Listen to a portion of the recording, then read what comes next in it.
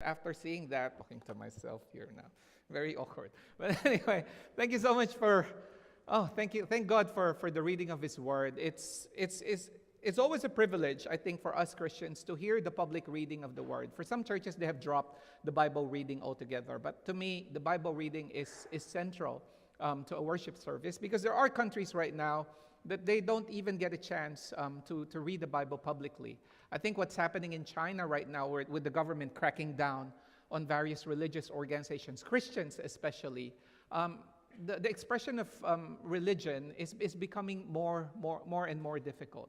And so for us, in countries like Australia, we should be thankful that God is giving us a privilege not just to study His Word, not just to meditate upon His Word, but to publicly read the Word of God. Are you with me, Central, today? Are you ready to listen to the Word of God? Yes, let's pray first. God, thank you so much for gathering us together once again. And even as we prepare our hearts for your word, I pray, Lord, that your Spirit will be with us. Your Spirit will guide us. Your Spirit will enlighten us. And your Spirit will challenge us to act upon the message that you have for us this morning. This is our prayer in Jesus' name. And everybody say, amen and amen. Wonderful. We're doing a series called Faithfully Following God, and today's focus would be Daniel. Any one of you is familiar with Daniel from the Old Testament? Could you please raise your hand? Yeah? Hello? Are you are you still there? Right? I thought if you grew up in the church, you would probably have heard the story. And most of the time, if it's Daniel, the book of Daniel from the Old Testament, there are two major stories that will be told you by your Sunday school teachers. Number one would be Daniel in the lion's den. And then number two would be the fiery furnace, the story of Daniel and his three friends. Well, Daniel's not there, but the three friends, Shadrach, Meshach, and Abednego, right? The story of the fiery furnace. And that's why I was meditating upon this, and you know me, when I do my slides, I put pictures and stuff. When you Google Daniel and the lions, the pictures that you would see, of course, aside from paintings during the Renaissance period, would be kids' stories version of Daniel and the lions.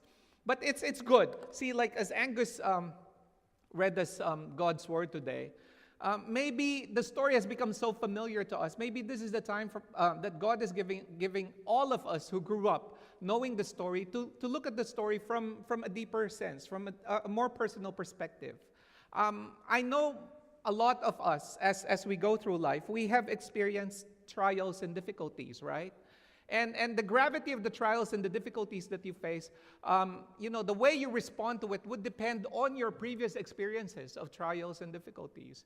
And this is where I want to bring the congregation in. In the midst of a difficult situation, how do we respond as believers in God? Believers of God or believers of Jesus Christ. How do we respond when we're faced with trials and tribulations and persecutions? And how do we act upon it?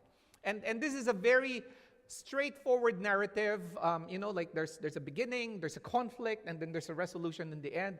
It's a very good children's story. However, as adults, even as teenagers, how would you see the story of Daniel unfold to you this morning? So, is this working? Okay, let's do this again. Okay. In the story, Angus read just the middle part of the story. Daniel has served as, like a prophet, even in the function of a prophet in the kingdom of the Babylonians. He has outlasted the Babylonians, and now we're transitioning into the Persians. So that's where he is. In Daniel chapter 6, verse 1, it says, "It pleased Darius, who's the reigning king at that time, to appoint 120 satraps to rule throughout this kingdom." Satraps are basically governors. So 120 governors were put in place to oversee different localities within the kingdom. Out of that 120 satraps, the king appointed 3 governors or 3 administrators, with 3 administrators over them, one of whom was Daniel, right? The satraps were made accountable to them so that the king might not suffer loss. So this is the story. there are 120 governors put in charge of the different localities of the kingdom. There were 3 overseers of each of those 120 governors, meaning one in charge of every 40 governors. And one of those in charge is none other than this guy with the spiky hair, Daniel, right? This is the anime version of the Daniel and the Lions Den story. Now, from among the 3, according to the scriptures, right? Daniel was so distinguished, right?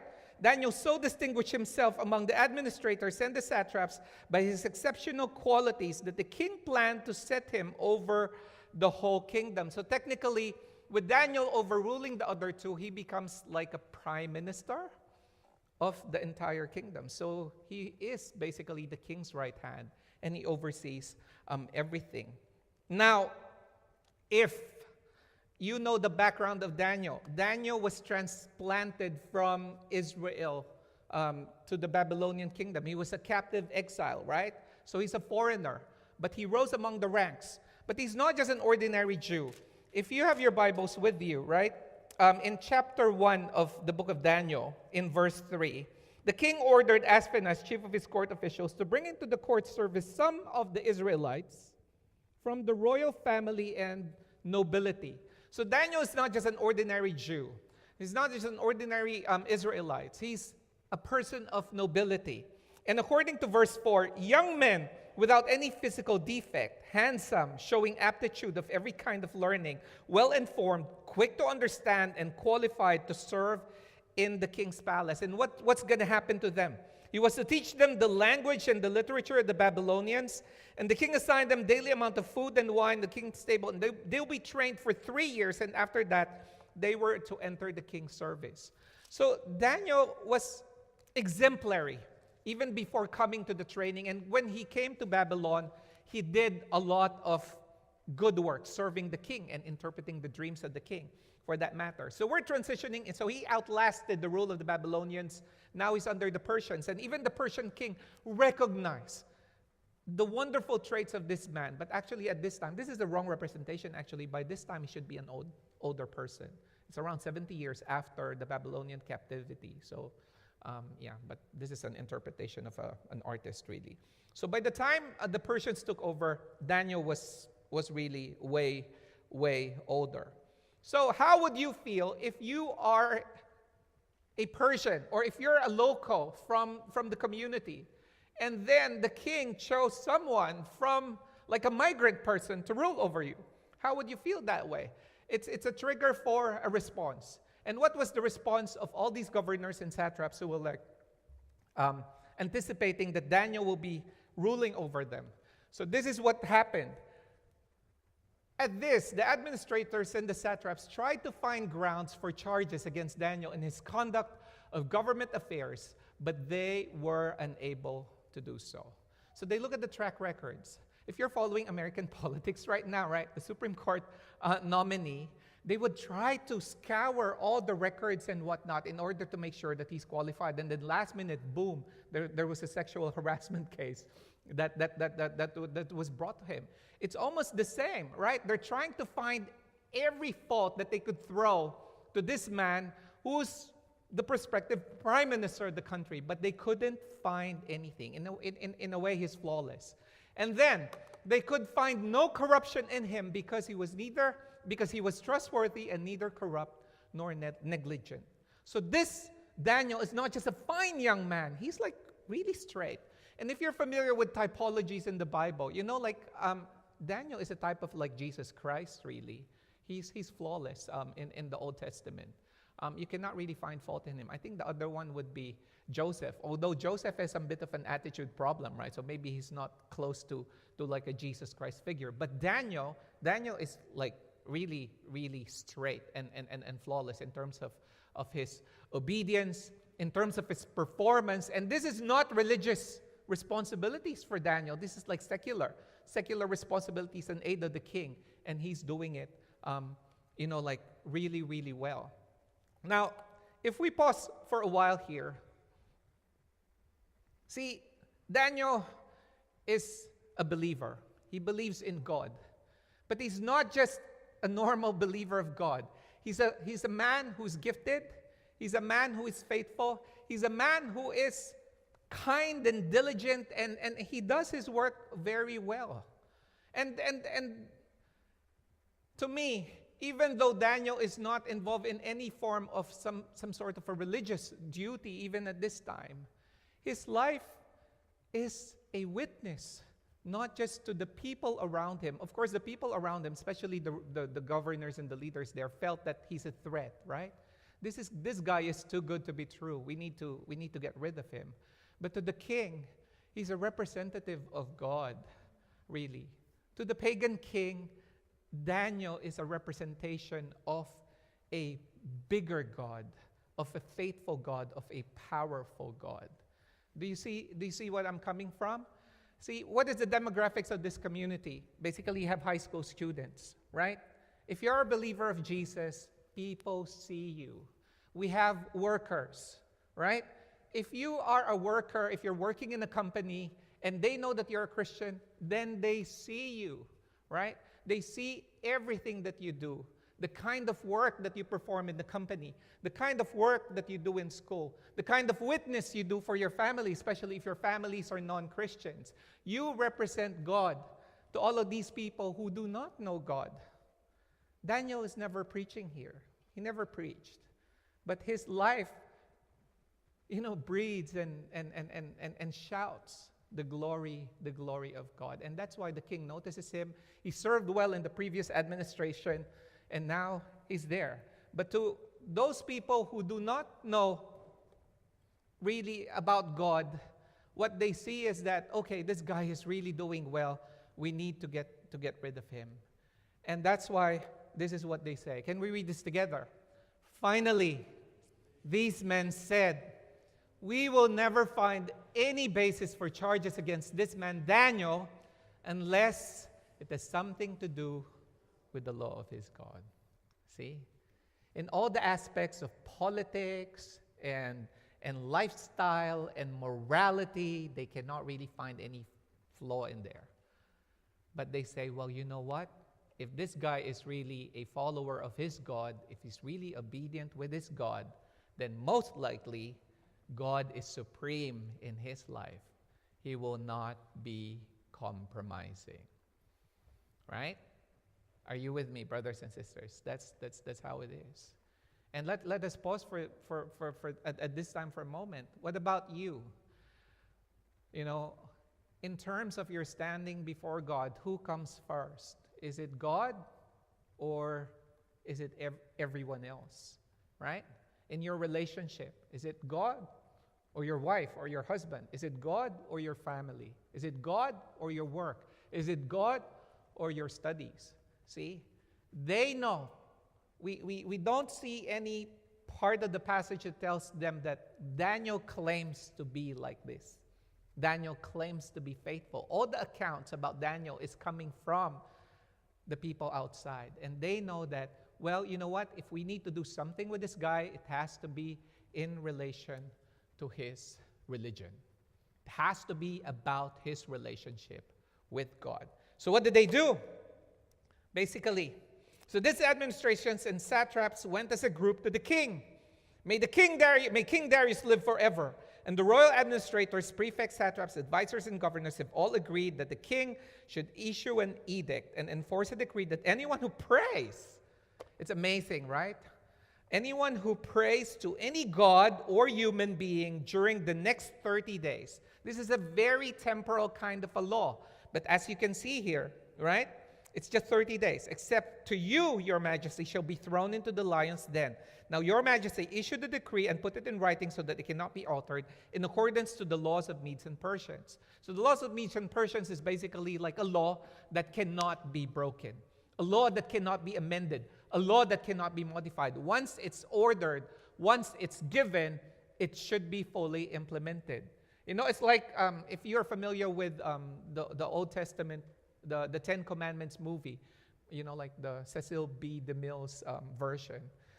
They always say in the movie, "So it is written, and so it shall be done." That's how they say it. That kind of law. Now we produce laws of the land, but it can be amended. It can be modified. But this one is a law. But this is just for 30 days. So you could probably say, well, for the king, okay, let's talk about the king.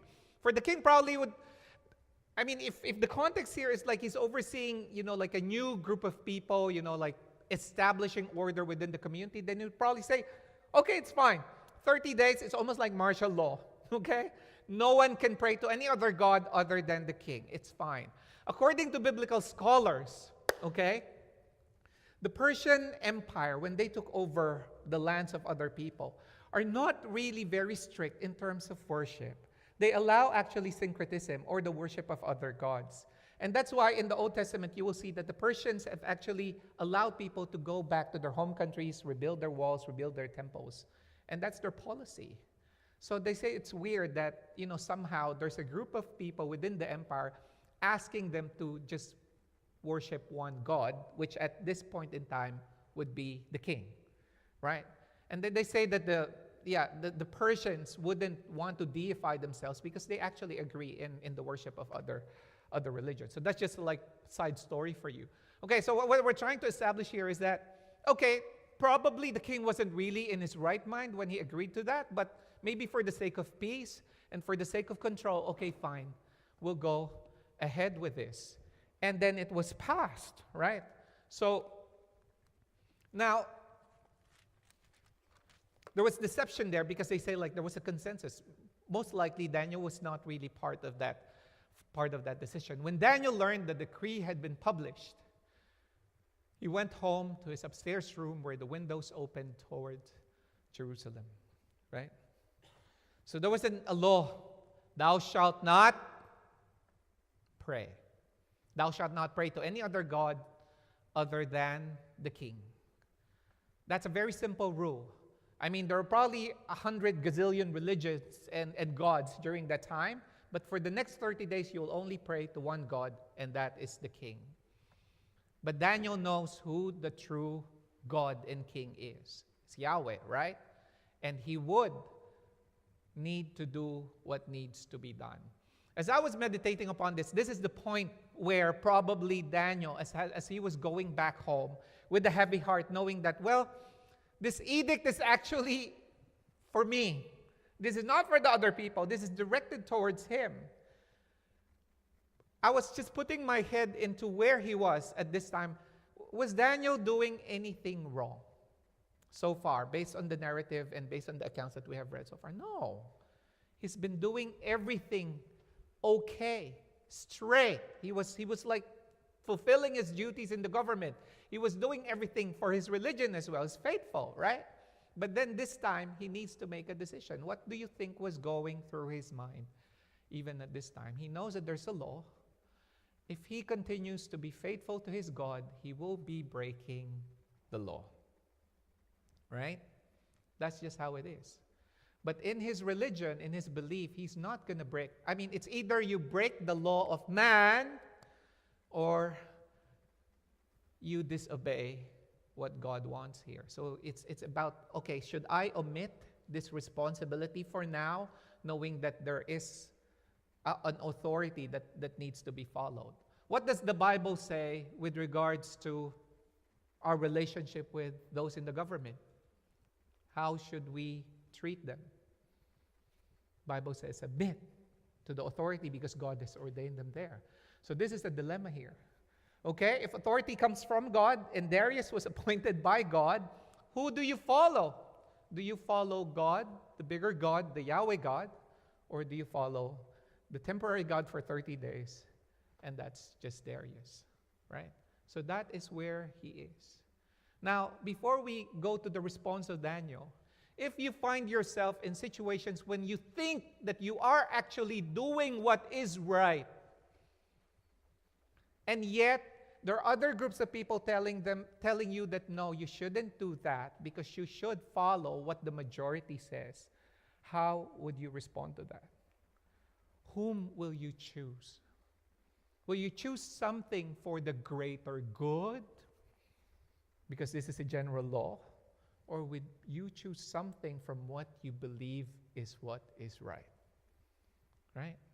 Are you still with me? Are you following through? Okay, we're not going to talk about like, okay, the lions are cute and he's not going to be eaten by the lion because he believed in God. No. So this is the tension here, brothers and sisters. If you are put in that situation, it's about your faith and about fulfillment of a government rule. Where would you be? That's why, as I was studying this, I was talking about Bonhoeffer, right? Okay, my favorite, Dietrich Bonhoeffer, right? To him, the Protestant Christians during that time submitted to the government of Hitler. They allowed Hitler to just take control simply because they feel like, well, it's an authority we need to do. But Bonhoeffer says, no, we need to do something about it. And it cost his life, really. So I hope we don't find ourselves in this kind of situations. But if it happens, see, it will really tell us where you are in God. Do you really believe in the God that you say you believe in? Or, you can be swayed to follow what other people, and you can gravitate to the more comfortable kind of an option. So this is what he did. And this is wrong from the eyes of the law, right? Let's read this together. 3 times a day, he got down on his knees and prayed, giving thanks to his God, just as he had done before. He still did it. Still did it, knowing that he's going to violate the rule. He's going to do it. It's funny because when as I was meditating upon this, I said, you know what, God? If we are in distress, right? If we are in discomfort, if we are in a very difficult situation, what is our first response as a believer in God? We pray. That's the first response. The thing is, he can't even afford to pray, because if he prays, then he will violate the rule. But that's his lifeline to God. He needs to pray. He needs to pray to the one true God. And that's what basically he did. To me, Daniel praying is not an act of defiance of the order of the law, but this is just realizing and recognizing that, hey, you know what? If prayer is forbidden, even at this time, I still need to connect with my God, because God will be the source of my strength. That for whatever happens, God will be the one to pull me through this, right? God will be the one to sustain me, or for whatever consequences of my action, it is God who really is in control of this. So you cannot really cut off that lifeline between Daniel and God. And that's what he did. And that's what he did as a faithful follower of God. Okay? And so therefore, he was discovered, right? He was discovered. I mean, he did what should be done, and in following his religion, and he was discovered. So, when he was caught, they said to the king, Daniel, who is one of your exiles from Judah, pays no attention to you, your majesty, or to the decree you put in writing, because he still prays 3 times a day. See? So this is a plot, and the plot is unraveling, and basically they're accusing him, and this is a bit racist, actually, because it's like, hey, you know what? Foreigner, that you put in charge of us, locals, look at what he's doing. Look at what he's doing right now. One of the exiles from Judah pays no attention to your majesty. It's not enough of accusing him of violating the rule, but they need to trace back the ethnicity of this person and say, you know what, basically this guy is so not worthy to rule over us. This person should go back to where he came from. If you're familiar with that show here in Australia. So that's how it is. But that's their accusation, really, in verse 13. And then, when the king heard this, he was greatly distressed, and he was determined to rescue Daniel and made every effort until sundown to save him. King knows that Daniel's innocent. King knows that Daniel's really good. Now there's an accusation given. Accusation is valid, really. Now he tries his best, but can he amend? Can he change the laws of Medes and the Persians? No. It's a law that cannot be really changed. And so he was distressed even at this time. Now, when he's trying his best to get away from this, from this mess that somehow the king created, what did the people say? And they said to the king, the men went as a group. This is verse 15. To King Darius and said to him, "Remember, your majesty, that according to the law of Medes and Persians, no decree or edict that the king issued can be changed." So it's like, "King, I know you like this man. I know this man is faithful. I know this man is useful to you. But you made the law. And so you need to follow through. Because according to the law that you just executed cannot be changed." And so the king's hands are really tied. Right? Even though he wanted to help this guy, there's really nothing that he can do. So what happened there? He has no choice. He sent Daniel to be executed, right? The king gave order, and they brought Daniel and threw him into the lion's den. And the king said to Daniel, let's read that part together. 1, 2, 3, go. "May your God, whom you serve, continually rescue you." If you're following the narrative there, this is a glimmer of hope in a very tragic story.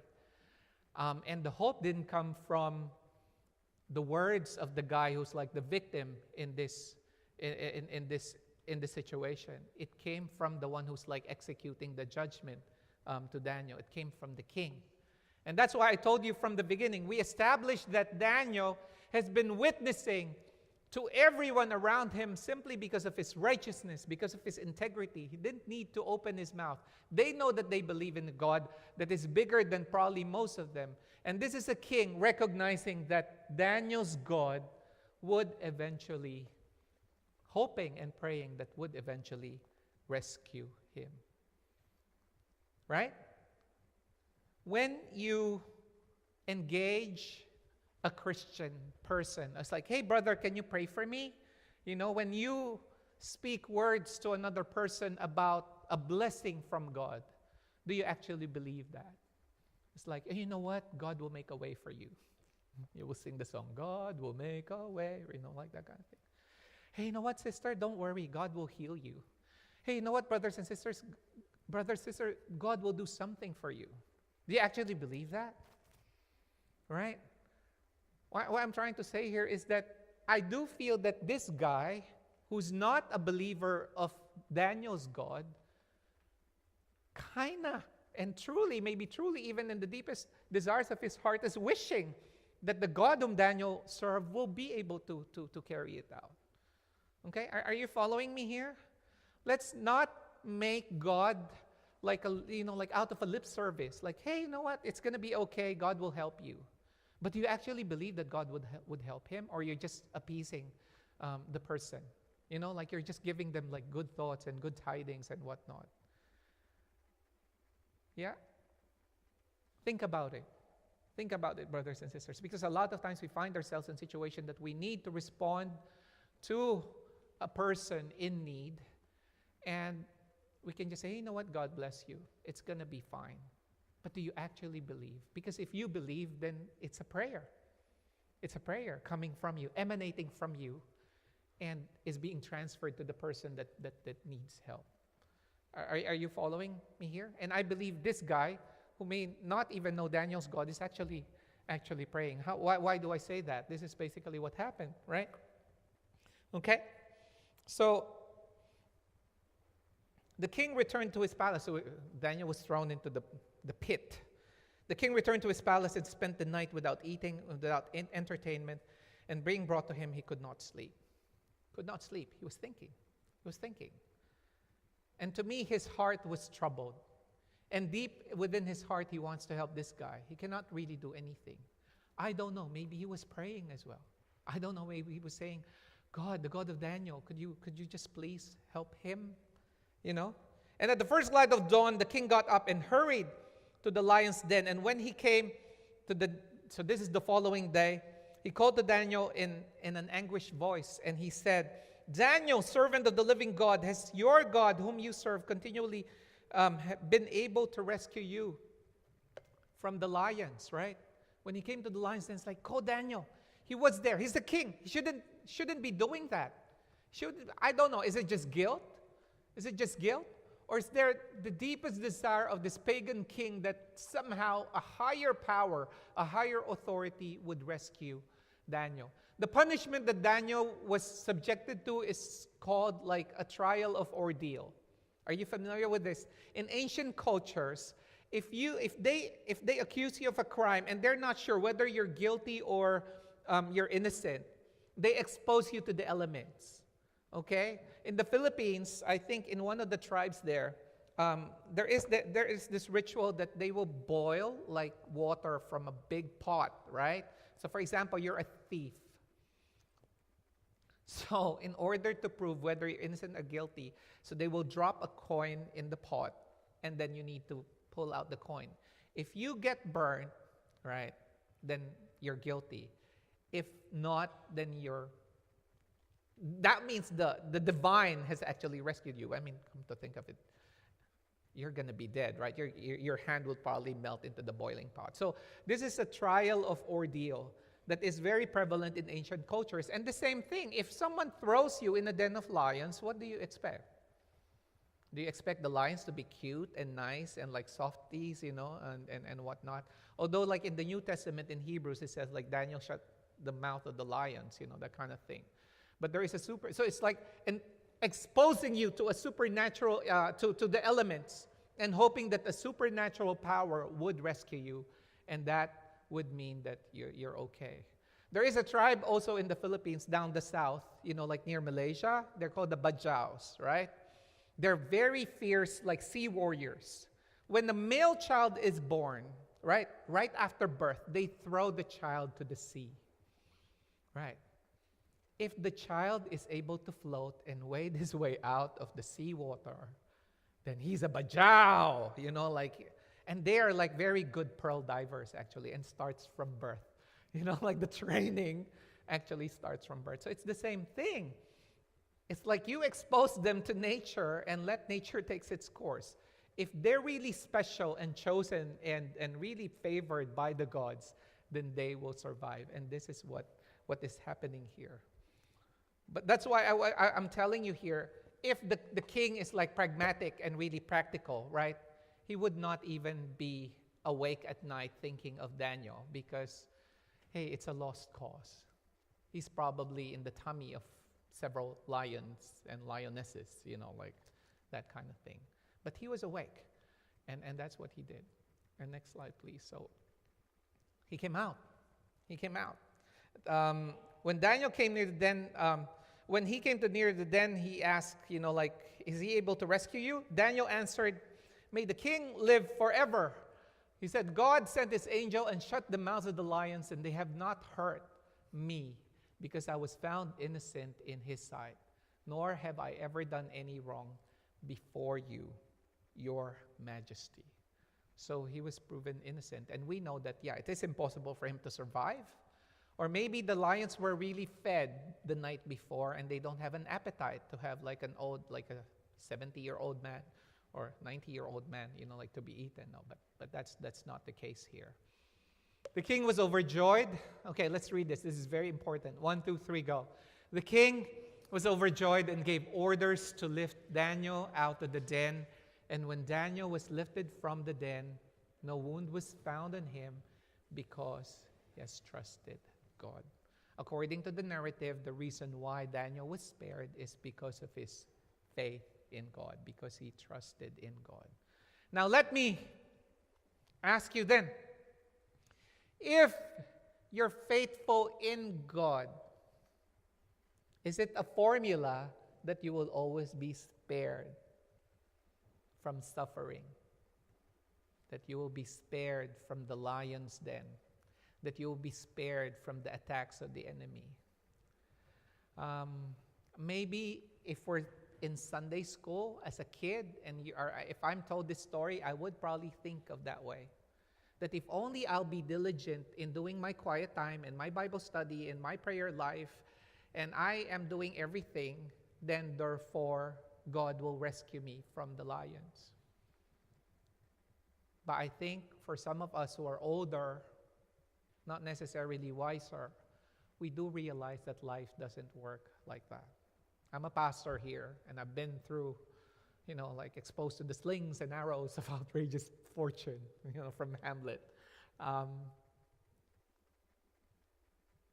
suffering and calamities, and like the Indonesians, I believe in the Indonesian tsunami, there are righteous people there who perished, right?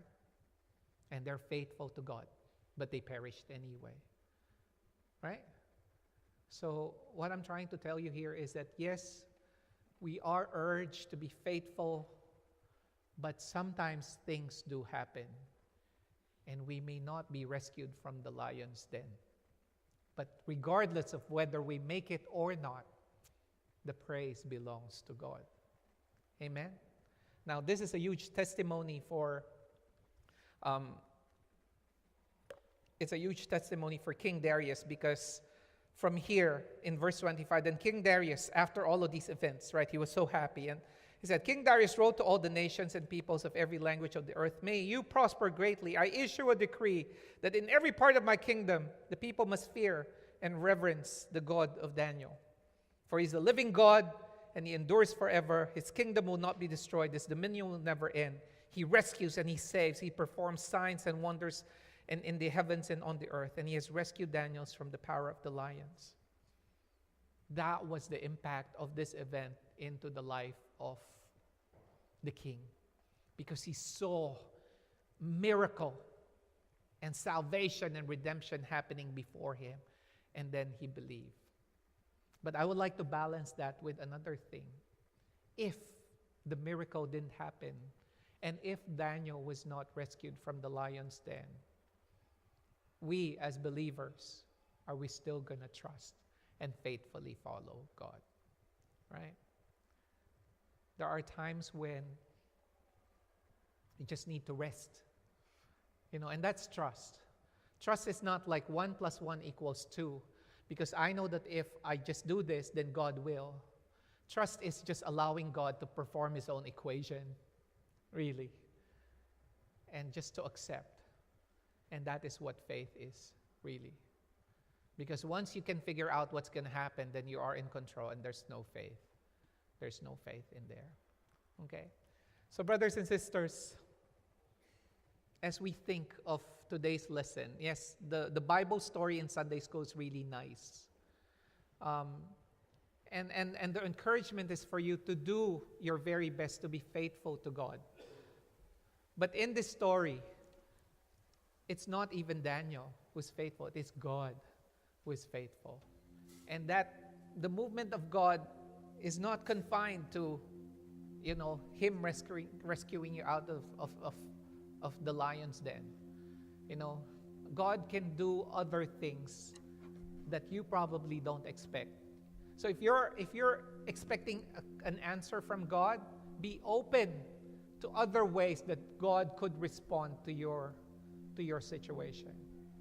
Be ready to modify what you think of God and allow God to work in your life, because that's how it is. That's how faith is built and developed. I don't know where you are right now, but I can only speak for myself. I've gone through a lot of trials, especially this year, and I did ask God the question, why? And I didn't get the answer that I wanted from him. But what should I do? I just trust and let him do his work in my life. Let us all stand and let us respond to God's message for